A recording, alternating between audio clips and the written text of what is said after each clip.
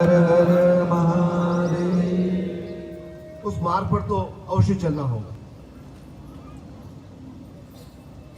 और जब इच्छुक व्यक्ति अपने गुरु के चरणों में, एक श्रेष्ठ सदगुरु के चरणों में, श्रेष्ठ ज्ञानी के चरणों में जब अपना जीवन प्रस्तुत करता है, जब अपने जीवन की क्रिया करता है, जब अपना जीवन का विवेचन करता है, जब उनकी जो बेता रखता है, जब अपने जीवन की वह इच्छा, मनोकामना, आकांक्षा रखता है सदगुरु के चरणों में, क्योंकि गुरु का कर्तव्य दायित्व यही है कि वह उस शिष्य को वह सब कुछ दे, उसे हर दृष्टि से परिपूर्ण कर रहे।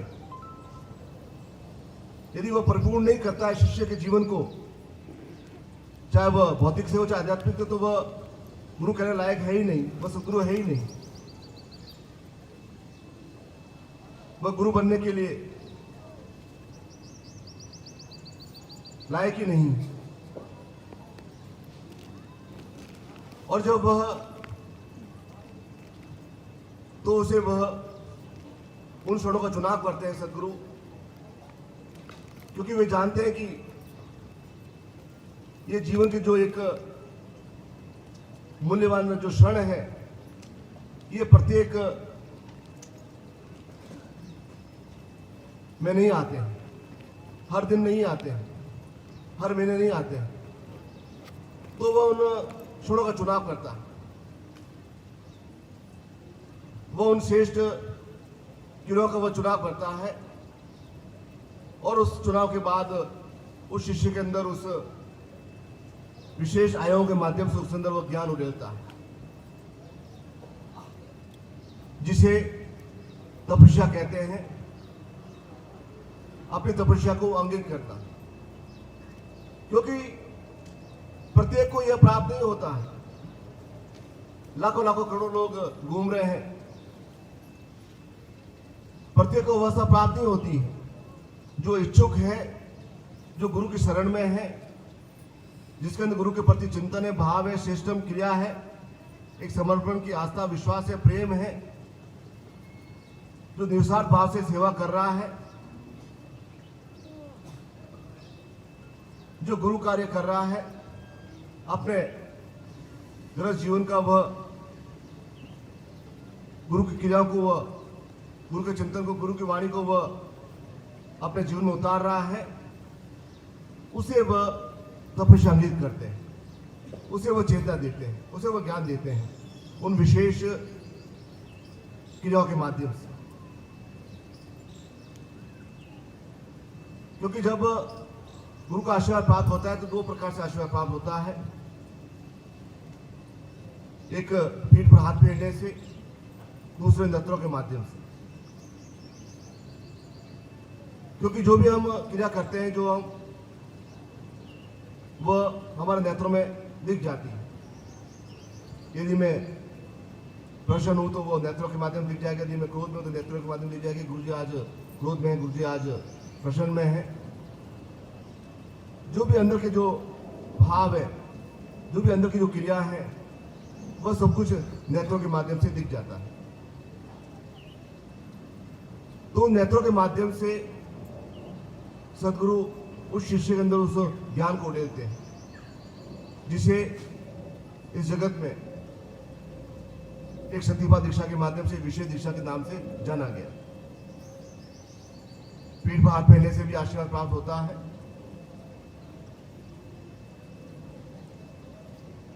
ताकि नेत्रों के माध्यम से जो भी अंदर जो ज्ञान है, जो चिंतन है, प्रवाह, योग्यता, देवता है, आध्यात्मिक उन्नति, आध्यात्मिक चेतना है, वह उस शिष्य के अंदर उड़ेल सके।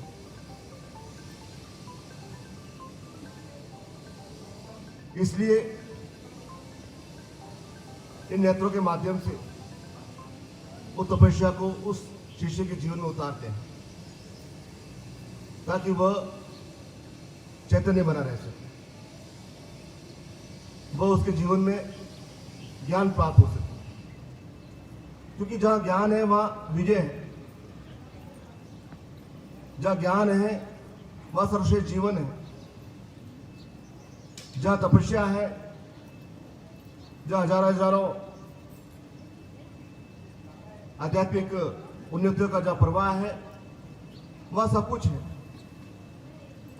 तो हमारा जीवन भी इसलिए प्राप्त हुआ है, हमें जीवन में इसलिए सतगुरु की प्राप्ति हुई है कि उनके माध्यम से हम अपने जीवन में उन भौतिक आयामों को पूर्ण करते हुए पूर्ण रूप से नर से नारायण बनने की क्रिया में, पूर्ण रूप से सिद्धाश्रम जाने की क्रिया में, पूर्ण रूप से सतगुरु समाहित होने की क्रिया में संपन्न हो सके, ताकि हमारा जीवन एक विशाल और समर्थ बन सके। जीवन की जो एक अनंत यात्रा है, हजारों वर्षों से चली आ रही है, उसे समाप्त करना है गुरु सतगुरु में समाहित होकर। यह एक शिष्य का सबसे बड़ा, उसके जीवन की सबसे बड़ी एक मनोकामना होती है कि वह सतगुरु विलय होने की क्रिया में संपन्न हो जाए, समाहित हो जाए। यह जीवन पूरी तरह से एक न्योछावर करने की स्थिति में आ सकती। इसलिए सतगुरु जानते हैं कि मस्तिष्क में कौन से आयामों को स्पर्श करने के माध्यम से उसके जीवन की कौन सी मनोकामना पूर्ण हो सकती है, कौन सी क्रिया उसमें समाहित हो सकती है, कौन सा चिंतन पास हो सकता है, कौन से उसके अंदर वह मंत्र अभिभूत हो सकता है, कौन से अंदर तपस्या उसके अंदर प्रवित हो सकती है। तो वह उस मस्तिष्क के शिष्य के मस्तिष्क को वह स्पर्श करता है और नेत्रों के माध्यम से अपना ज्ञान उस जीवन के अंदर उतारता है। लेकिन ये स्विच खराब है, यदि ग्रहण करने की क्षमता ही नहीं है तो कुछ भी प्राप्त नहीं हो।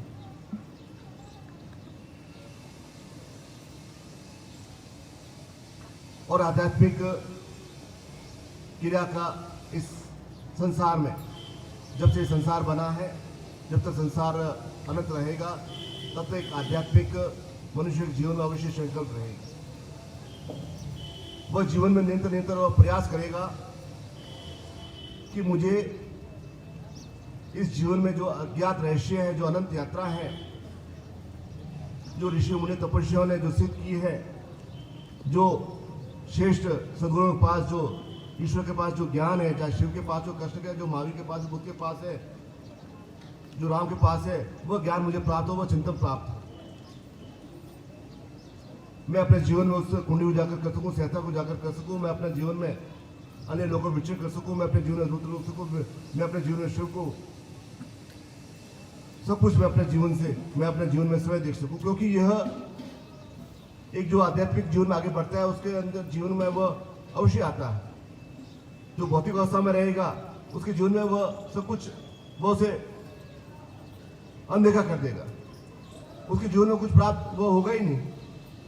वह तो जिस प्रकार से 99% व्यक्ति है जो जीवन में आगे बढ़ते रहते हैं, थोड़े मोड़े प्राप्त करते रहते हैं, भोगे प्राप्त करते रहते हैं, और में जगह बढ़कर जब समाज हो जाते हैं, उनका जीवन इसी प्रकार से चलता रहेगा।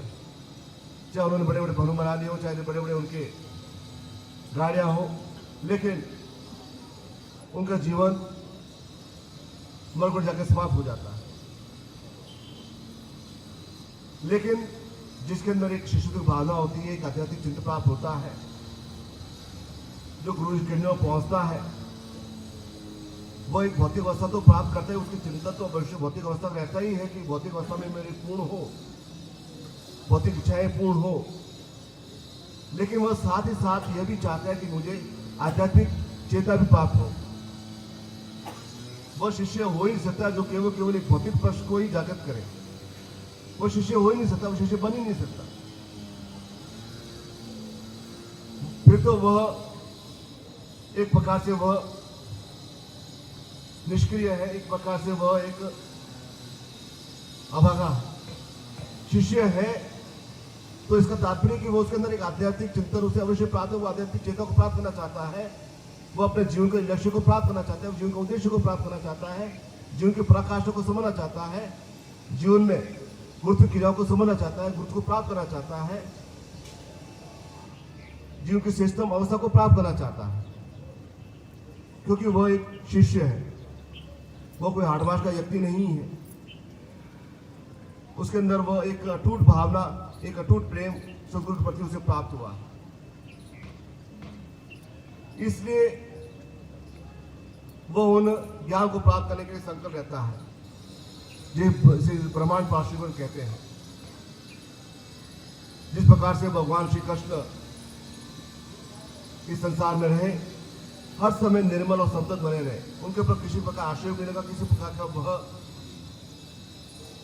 चाहे वह युद्ध में भी रहे तो भी वह एक प्रकार से एक सामान्य एक कूल बनकर एक प्रकार से निश्चित बनकर रहे। और वही इस संसार में वह एक शेष साधक चाहता है कि मैं अपने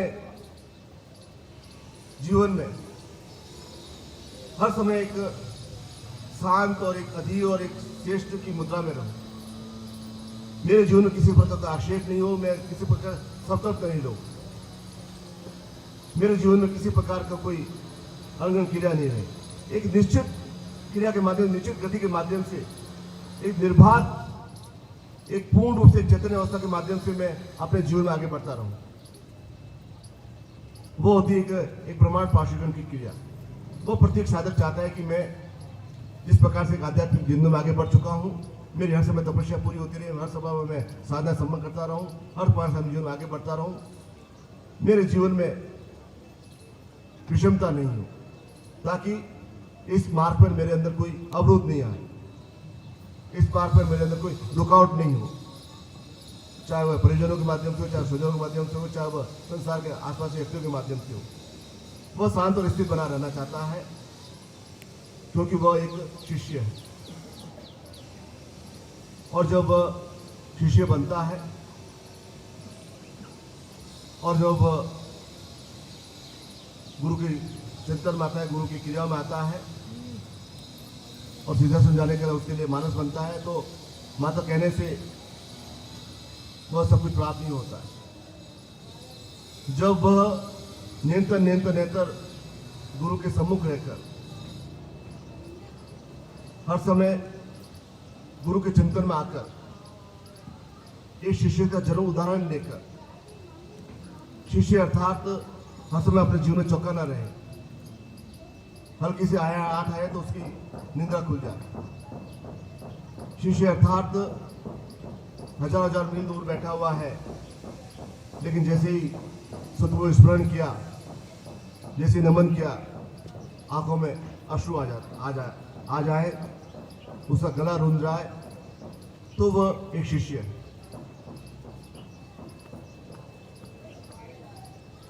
केवल शिष्य ही अपने जीवन में उन भाव व्यक्तियों को जागृत कर सकता, क्योंकि शिष्य का अगला स्टेप, अगला चरण अपने जीवन में उस भाव व्यक्तियों को जागृत करना है। भाव व्यक्ति अर्थात मन में करुणा, मन में शेषता, काया को शेष रखना, निपुण बनना, एक ममत्व पैदा करना, श्रेष्ठ क्रियाओं को आत्मसात करने के लिए हृदय में, मन में पूर्ण रूप से एक श्रेष्ठ होना। क्योंकि अनगन क्रिया रहेगी, अनगन चिंतन रहेंगे तो भावव्यक्ति जागृत नहीं हो सकेगी।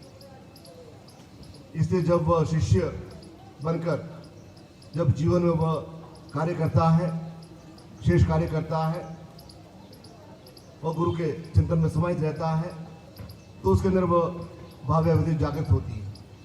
और जो ही भावव्यक्ति उसके जीवन में जागृत होती है, धीरे धीरे शनि अंदर उसके अंदर वह गुरु की आध्यात्मिक शक्ति का पूर्ण रूप से वह उसके अंदर समाहित हो जाता है। तब उसके जीवन में आती है एक चैतन्य अवस्था, एक तुरीयावस्था। तुरीयावस्था अर्थात हर समय प्रसन्न, हर समय मग्न, हर समय श्रेष्ठ, हर समय एक क्रियाशील रहना। क्योंकि जो हम शक्कर खाते हैं, उस शक्कर को हम यदि शब्दों में बयान करें तो हम 2000 शब्दों में यदि उस वर्णन करें, उसका वर्णन नहीं कर सकते। कितनी मीठी, कैसी, क्या है, कितनी मीठी, कैसा मीठा है उसका। हम उसका वर्णन नहीं कर सकते। और जब शिष्य के अंदर वो एक शिष्य को भावना करने के बाद वो शिष्य के अंदर एक भावव्यक्ति जागृत हो जाती है, उसके अंदर वो एक पूर्ण उसे वो क्रिया जागृत हो जाती है, तो उसके जीवन में वो एक तुरंत अवस्था आती है, अर्थात पूर्ण उसे हर समय वो एक आनंद मंग रहता है, हर समय वो एक चैतन्य अवस्था में रहता है, हर समय वो एक क्रियाशील रहता है। और फिर आगे की वह सिस्टम भावना, सिस्टम क्रिया कि वह इन चरम चक्षुओं के माध्यम से आगे बढ़कर उन ज्ञान चक्षु को और ज्ञान चक्षु के अंदर से आगे चलकर उन ब्रह्म चक्षुओं को वह जागृत कर लेता है। जागृत करने की अवस्था परमहंस की अवस्था होती है। अभी जो स्वरूप देख रहा है वह एक नर का स्वरूप देख रहा है, उसके अंदर का एक नारायण स्वरूप उसे शरीर उसे आंखों से उसे दिखाई नहीं दे रहा है। उसे ज्ञात है, उसे मालूम है कि अंदर एक नारायण का स्वरूप है, लेकिन वह इन चरम चक्षुओं के माध्यम से वो देख नहीं पा रहा है। जब हम सिद्धा संपदा का पाठ करते हैं, जब हम तो हजारों शेष योग्य सिद्धाश्रम के योगी यहाँ कर बैठते हैं, लेकिन हमारे वह चक्षु जागृत नहीं है तो हम उनको देख नहीं पाते। लेकिन जब वह उस परम अवस्था में आता है, जब वो श्रेष्ठतम अवस्था में आता है, तब उसके अंदर की वह विद्वता क्या है वह अपनी इन आंखों से वह देख लेता है। इसके सामीप्यता का लाभ हर एक को नहीं ले पाता। कौरव भी भगवान श्री कृष्ण के पास ही थे, लेकिन उनके अंदर के वह दिव्य शुद्ध जागृत नहीं थे, इसलिए कौरव भगवान श्री कृष्ण को पहचान नहीं पाए। पांडवों को, अर्जुन को भगवान श्री कृष्ण ने वह दिव्य दृष्टि दी ताकि वह अंदर के उस नारायण स्वरूप को देख सके। और जैसे ही उसके अंदर के वो नारायण स्वरूप के उसके दर्शन होते हैं उस शिष्य को, तब उसके अंदर का वह सहस्त्रा जागृत हो जाता है। सहस्त्रा अर्थात हमारे शरीर में जो एक नाड़ी गुच्छा है, जो 1000 नाड़ियां हैं, जो उल्टी होकर वह हमारे पूरे शरीर में बहती है, वह जागृत करने की अवस्था, वह सहस्त्रा जागृत करने की क्रिया। क्योंकि भगवान विष्णु का वह सहस्त्रा जागृत, इसलिए वह 1000 फल लिए वह शेषा उनके ऊपर छाया लेकर वह बैठा हुआ है। तो सहस्त्रा जागृत करने की क्रिया के माध्यम से हम एक नारायण स्वरूप के दर्शन देख सकते हैं, सिद्धा सिद्ध नगर योग के दर्शन कर सकते हैं, जो सद्गुरु की जो आध्यात्मिक उनके जो क्रिया है उनका एक अनूठा संगम हमें जीवन में प्राप्त करना है। एक पुल बनाना है, एक सेतु बनाना है, एक पुल से एक विनोद क्रिया को सिद्ध करना है। क्योंकि संसारिक क्रिया तो हमें करनी ही है, ये जीवन मिला है तो ये क्रिया करनी ही है, लेकिन इन क्रियाओं को हम परे हटाते हुए, अर्थात इन क्रियाओं को एक निश्चित गति देते हुए हमारे अंदर का जो लक्ष्य है वो लक्ष्य है कि हम सदगुरु के मेलों क्रिया सिद्ध कर सकें, श्रेष्ठ भाव जागृत कर सकें, भाववती जागृत कर सकें, और इसी जीवन में सदगुरु की समस्त शक्तियों को अंदर उतारते हुए पूर्ण से विश्वास बनते हुए सिद्धाश्रम जाने के लिए श्रेष्ठ माया प्राप्त कर सकें। और इसी क्रिया में इन होली के इन विशेष पर्व पर जो एक तांत्रिक तौर से एक पूर्णता के अवसर होते हैं, हमारे अंदर की इच्छाएं पूर्ण हो सके, हम जो भी इच्छाएं मनोकामना करें वह इच्छा हमारी पूर्ण हो सके, ऐसे आप सबको पूर्ण श्रद्धा से आशीर्वाद प्रदान करता हूँ और आपकी जीवन की मंगल कामना करता हूँ। बोले पूज्य गुरुदेव की परम पूज्य गुरुदेव की, परमन्नी माता जी की। ओम हर हर महादेव। खड़े हो जाए आप सब, कार्यकर्ता आगे आ जाएंगे। बोलिए पूज्य गुरुदेव।